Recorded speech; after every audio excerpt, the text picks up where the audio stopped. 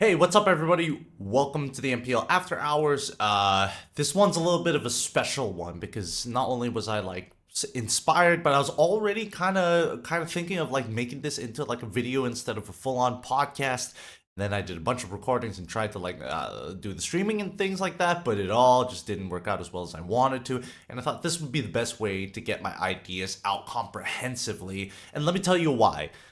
Within this week, this Thursday, actually, I say we, but me and a bunch of international talents were invited to MPL PH's Talent Academy, led by Leo and a bunch of the members coming in for MPL PH. They're basically training the next generation of casters, and to me, that was like a really awesome thing. It was an awesome thing to see, like the next generation. It was awesome to see the things they were presenting. I was invited the week before, so I sat in one of their classes just to see what they were actually delivering over in terms of their syllabus to this next generation. And a lot of it was very rigid stuff, but it was really good stuff, really good foundational stuff to live by as a guideline. As they develop as new casters, especially since I don't know how much experience they have. I didn't understand at least like 40% of it because oh sorry, 60% of it because it was in Tagalog, so I'm not getting too much out of it. But for the most part, based on what I heard in English, and also a majority of the content, their syllabus was in English as well. Very, very good stuff. Now, because of that, I was already thinking about like first let me talk about the fact this guy Leo here invited me over to be part of the Q&A session for these casters, right? And it wasn't just me, it was LaFell, it was all the international casters, Trex, we had Eterna come in, Mirko as well, come in, say hi. Oh, Kronos was also there as well to say hi and start answering questions for this new generation who may or may not know certain things. And since last week, I was already thinking to put it in the MPL after hours and make this come out sooner, but I could never really get all the ideas out properly. And I've tried to record this multiple times, so hopefully this time it works out well. I've tried it so many times. I'm so tired. I've not slept the entire day, but it's okay. We'll make it through. We'll make it through. So, with this MPL PH Academy, right? I was thinking to myself, what were some things that I wanted to impart to these casters if I had the opportunity? Because I knew for a fact there was not going to be enough time. It initially when I thought, when Leo invited, it could have been just me.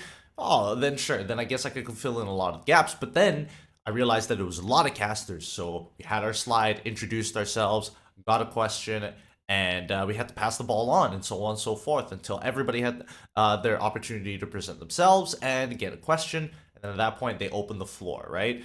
And I was hoping for a lot more like questions on the technical side of things, or like I don't know, whatever these casters were interested in. Based on what I heard, it was a lot of in different places, different areas of which they wanted to work on. But if it were me, if it was up to me to be like, okay, you have the final say in the seminar. What are your like imparting words, right, to this next generation? And I would say that I would want to instill three things in general. And this is why this episode has been particularly special, and why I want to put a lot more work into like the things that I say in it, because this is about casting, right? Specifically, for I think this is okay. So I would say that this is more for the advanced level, like tier two, trying to break into the tier ones.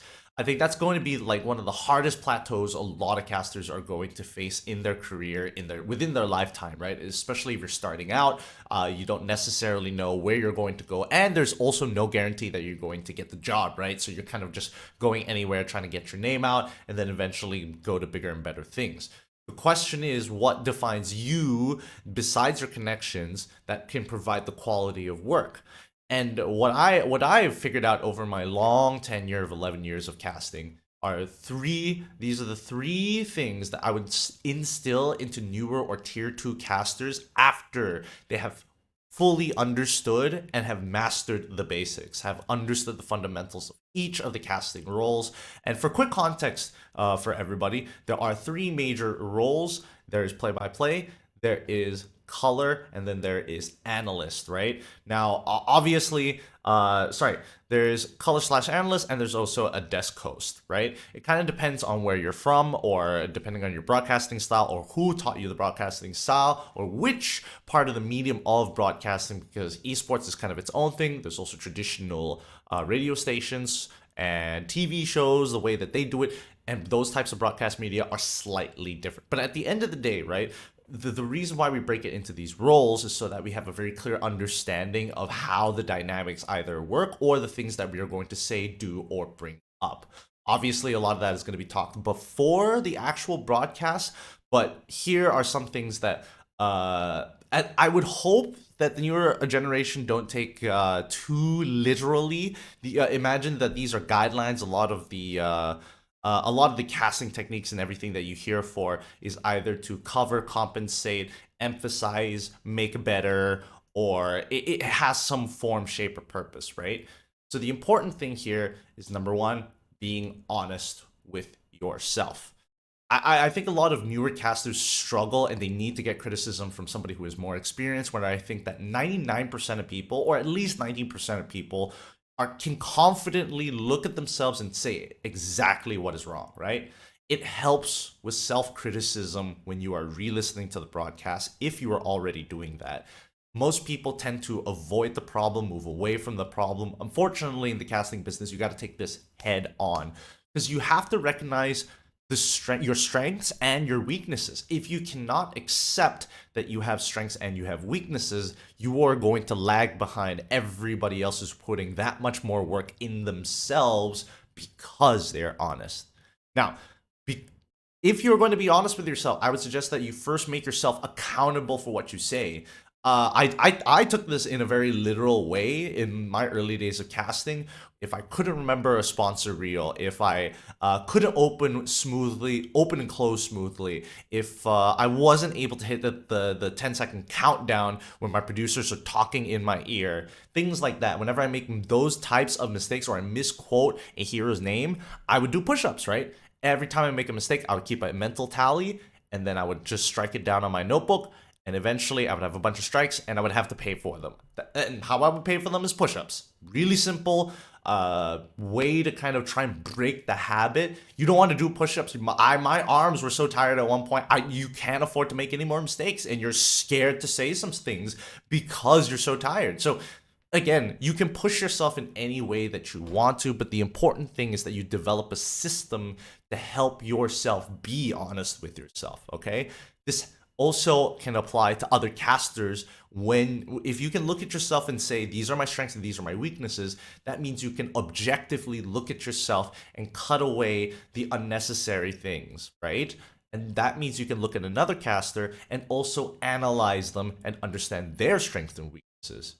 You can convey it to them. You can, I don't know what you're going to do with the information, use it to help you better your broadcast. For me personally, I know that one of my biggest strengths is the fact that I can read body language decently well. So if I am looking at my co-caster and not the screen, and my co-caster is good at what he is doing and can play by play without me having to look at the screen and understand what's going on, as soon as he needs a breath, I can be there for that person. If I know that my second biggest strength is that I can fill any space if given the time. I just don't like leading the conversation, right? I don't mind if you need nonsense to talk about, if you need a new topic to talk about, you throw it to me on the desk and I will absolutely either turn heel, I will figure something out for you on that spot. That's my biggest strengths. So those are the things that I work towards, and more so that I need to work on my weaknesses as well. So please be honest with yourself if you are trying this as a caster and you want to get to that next level. Now, the second thing that I also learned is the difference between a tier 1 and a tier 2 is the development of a personality that is camera ready. All right? Developing a personality that is camera ready. What does that mean? A personality or a persona. I don't want to say persona because sometimes people don't need the persona. They incorporate their real life characteristics of themselves, the qualities of themselves, and they put it forward and they amp it up and give it some steroids and pump it into 100. That's the main idea of it, right? You want your personality to kind of shine through, whether it is real or not, whether it is a persona, whether it is something that it is easily relatable to you, whatever is easiest. The important thing is that you are a clear distinction compared to everybody else. Because the one thing that makes you unique, besides how you look, is how people perceive you, right? And that's where the personality needs to come out. Because if you're not unique, and most of the time, a lot of the broadcasting towns aren't going to be on camera, it's really going to be the game, it's going to be the stats, it's going to be very minimal on us, if not maximum, it would probably be towards the host and the interviews. Those are the things that are going to get screen time, not us. So you have to stand out somehow, right? You have to tell people, when you are listening to me, this is what you are expecting, right? They're expecting this particular character from you. They're expecting you to be coming from this particular point, right? My particular personality is the fact that I'm very critical. I'm hypercritical, in a matter of fact. I like textbook things. I don't mind if you play a textbook game, and I don't mind if you try to wiggle your way out of it. What I cannot stand are like fundamental mistakes. You've checked this bush 8 times, every single time, consistently over this best of 5, but the one time you didn't bother using your skill first to check it, you die. That's when I explode. That's when I'm like, oh no, unbelievable, no. And that's expected out of me because that is the precedent that I set. I've been to a lot of internationals and I position myself as like, I'm to a degree a smart guy, historian type stuff, but more so, I want to make sure that people are listening to somebody that's going to tell them the truth about the situation. As much as I can show how I feel about it, I can also look at it objectively. That is my personality and my sort of persona that I play on official broadcasts. Now, molding that particular style is difficult. And I think that every caster is going to have a different personality and style, which they will have to develop by themselves, and it's going to be unique to them. It's always going to be something a little special that shows that side of them. And they need to understand the limitations, because there are certain things that are done differently in the business, right? Let's say if you're working for, I'll be using this term a lot in a lot of these podcasts, especially when I'm talking about esports. The term is EO, event organizers, right? Each event organizer runs their broadcast differently, right? And at the same time, the event can be done by a different game developer. It doesn't necessarily have to be MLBB. It can be any other game for any other esport. At the same time, there's also many different sponsors for each of those events. All of them have different values, right? As me as a person, I'm very crude. I'm not family friendly. You don't show my content to children, right? This is the 18 Peggy 18 and above. You got to keep the kids away from me. I am the Adult Swim of MLBB. That's how I generally like to look at myself, right? I have to come clean, and I have to shift and make sure that I don't piss any of them off.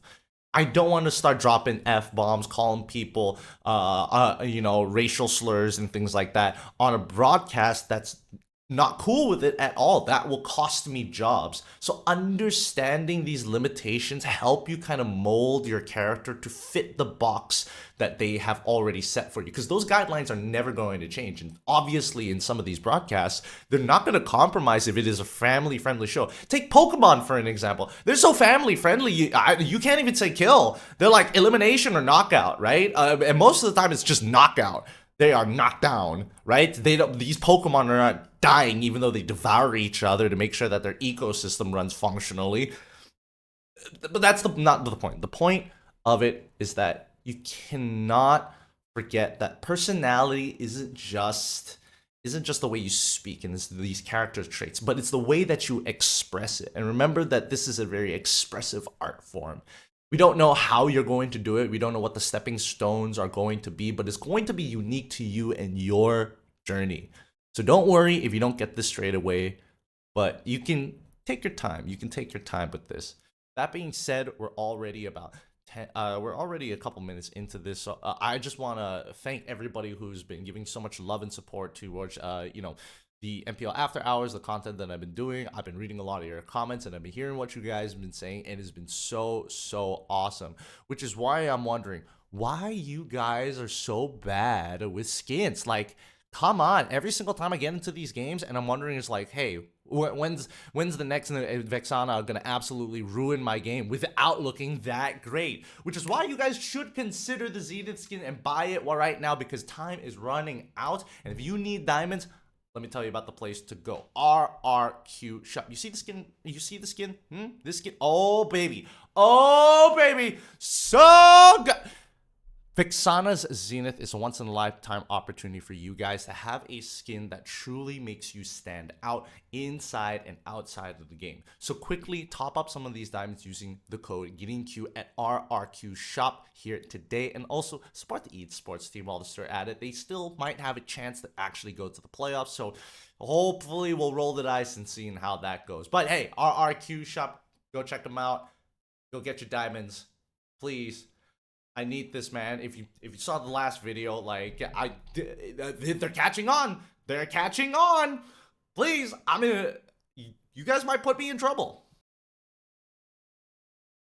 Now we come to our third and final point, the most important part of all of this. I've already touched upon the first two things of being honest with yourself and developing a personality that is camera ready, right? And how you are going to do those things. I wouldn't say those number one and number two work together in and by itself, but it's actually part of the process to get to that this last point, and that's to add some polish. Now you can't add polish if you don't have a smooth raw piece of rugged wood, right? You got to start from somewhere. And that's why being honest with yourself is knowing what the shape looks like, understanding what it needs to become.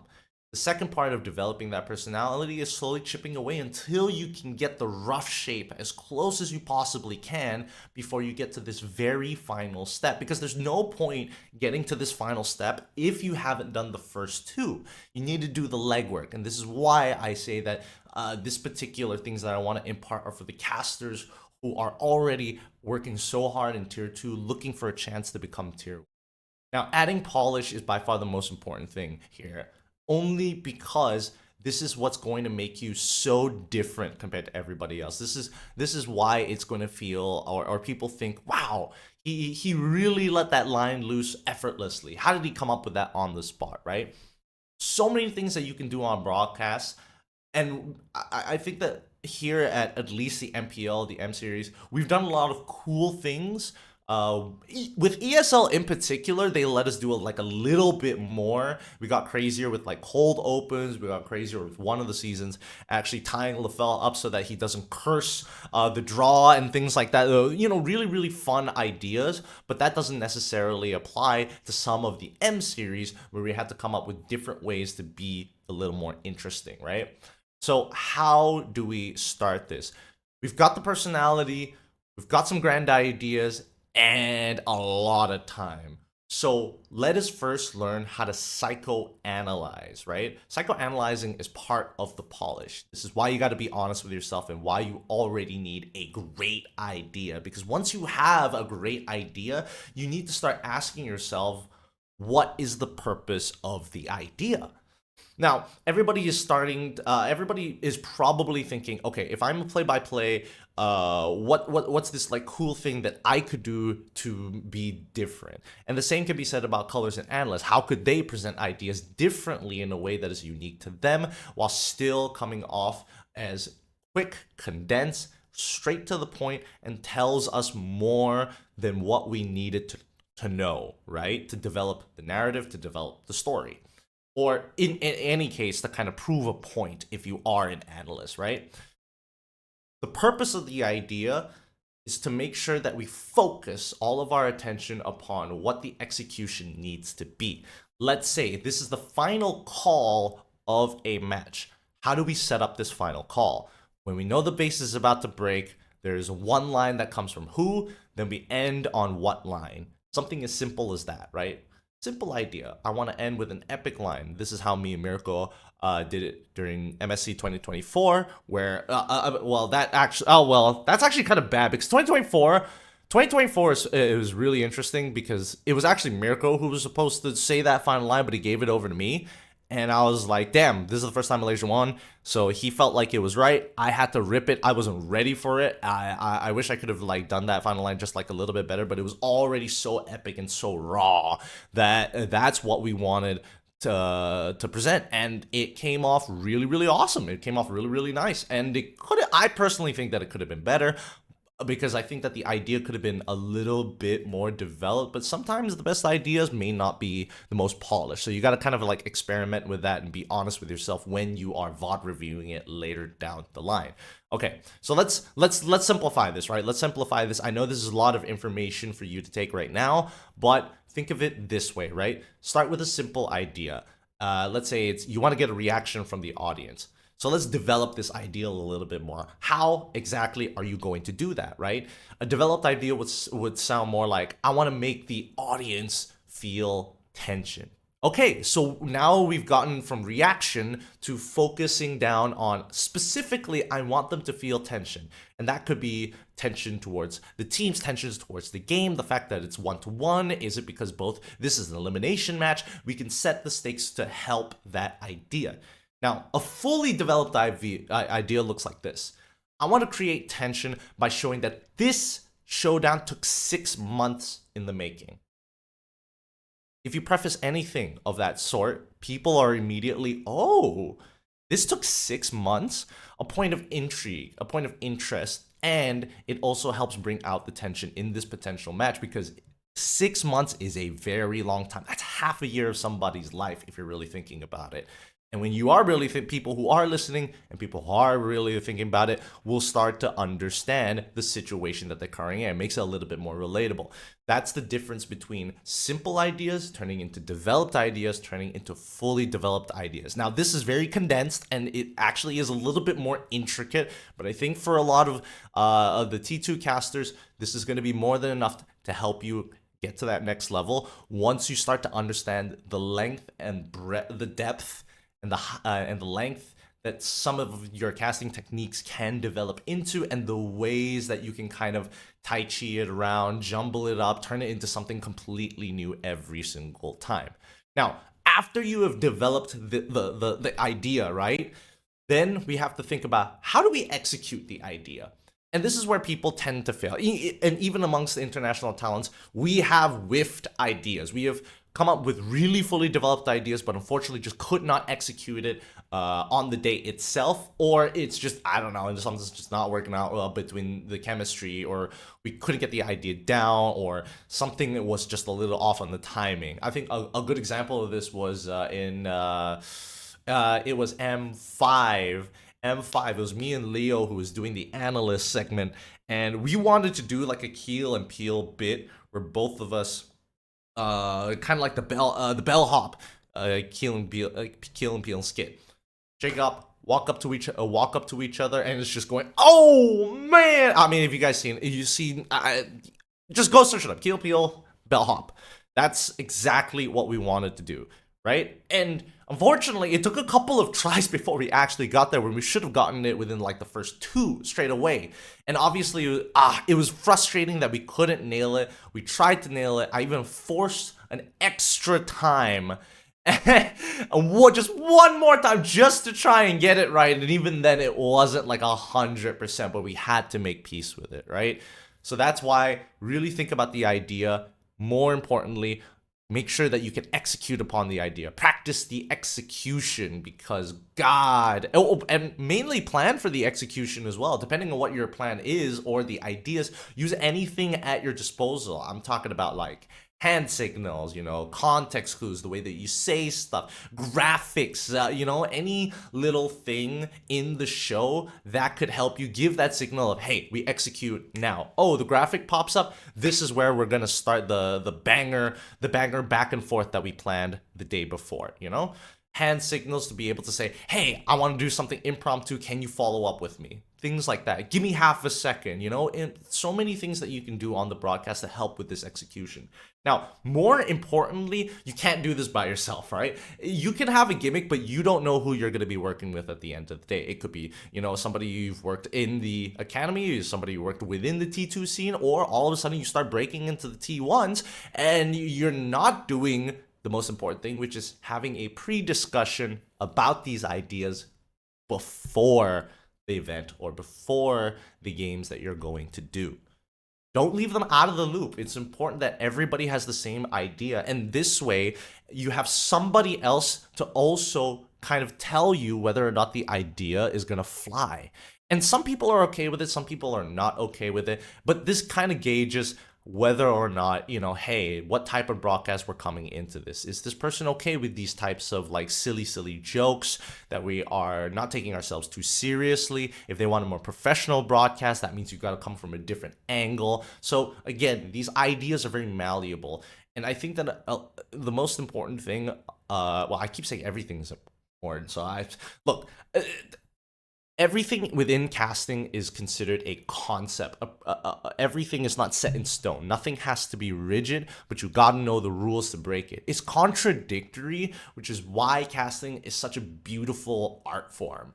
It's just a way to not only play with words, but exercise being able to express different ideas in many different unique ways, and it's always different with each person, which is also super cool, which is why I'm so passionate about casting. And honestly, I'm really happy to have been able to be part of the MPLPH's academy, even if it's for a very short time.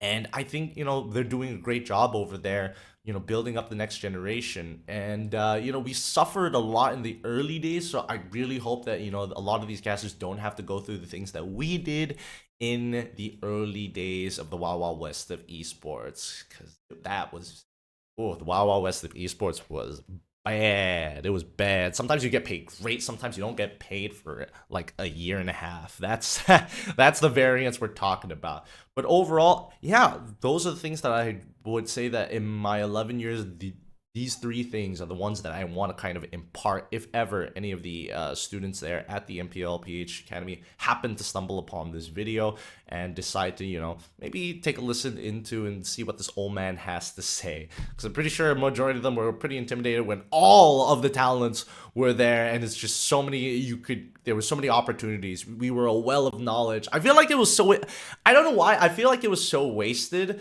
because any one of them could have said anything more, right? And I feel like, there was so much that could have happened right there and then. If people just want to know anything, any of their answers any of their questions would have been answered. I don't know what I'm saying. Answers of answers. Questions to answers, and we had all of them. Well, hey, you know, it's a once in a lifetime opportunity. Hopefully, you know, maybe we might get messaged on the side. It's tough to say. But with everything that's going on out there, hey, thank you guys so much. That's going to be the MPL After Hours. This is more lighthearted episode, thank God. But also, I'm so tired right now. I think I've tried this like 6 different times. I've tried to record this 6 different times, and I think this is like the smoothest one where I feel like I caught most of the cohesive stuff. I hope I did. Dear God, I hope I did. Oh. Well, thank you so much for watching. This is getting cute. Peace out.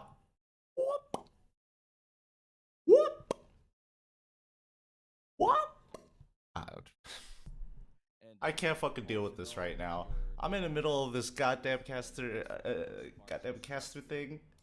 What the fuck? You are prime Chris Paul? What the fuck, Yomi?